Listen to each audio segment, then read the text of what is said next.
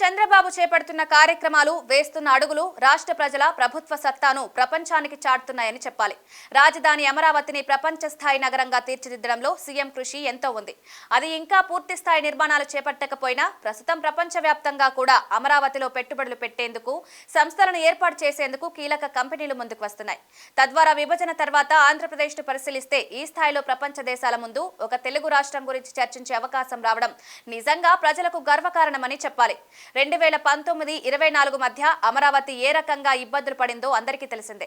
అప్పటి సీఎం జగన్మోహన్ రెడ్డి 3 రాజధానుల పేరుతో అమరావతిని తొక్కిపెట్టి రైతులను ఇబ్బందుల పాలు చేసి రాష్ట్రాన్ని ప్రపంచ దేశాల ముందు తలదించుకునేలా చేశారు. రాష్ట్రంలోని రైతులపై కూడా కక్ష కట్టినట్టుగా వ్యవహరించారనే పేరును ఆయన సొంతం చేసుకున్నారు. వాటికి భిన్నంగా ఏడాది కాలంలో కూటమి పార్టీల ప్రభుత్వ అధినేతగా సీఎం చంద్రబాబు అమరావతి రాజధానిని వడివడిగా ముందుకు నడిపించడంతో పాటు అనేక కార్యక్రమాలు చేపడుతున్నారు. దీంతో మరోసారి చంద్రబాబు హయాంలో ఏపీ ప్రస్తావన ఏపీల ప్రజల గురించి ప్రపంచ దేశాలు చర్చించుకునేలాగా చేశారనడంలో సందేహం లేదు. తాజాగా విశాఖపట్నంలో నిర్వహిస్తున్న అంతర్జాతీయ యోగా దినోత్సవం దీనికి మరిన్ని రేట్లుగా రాష్ట్ర సత్తాను, ప్రజలు, ప్రభుత్వ సత్తాను కూడా ప్రపంచ దేశాల ముందు చాటి చెప్తోంది. దాదాపు 5 లక్షల మందికి పైగా ప్రజలతో యోగాసనాలు వేయించాలని, తద్వారా రికార్డు నెలకొల్పాలని చంద్రబాబు పెట్టుకున్న లక్ష్యం అందరికీ తెలిసిందే. అయితే ఈ లక్ష్యం ద్వారా చంద్రబాబు సాధించాలనుకుంటున్న 2 కీలక విషయాలపై ప్రతి ఒక్కరూ దృష్టి పెట్టాల్సిన అవసరం ఉంది.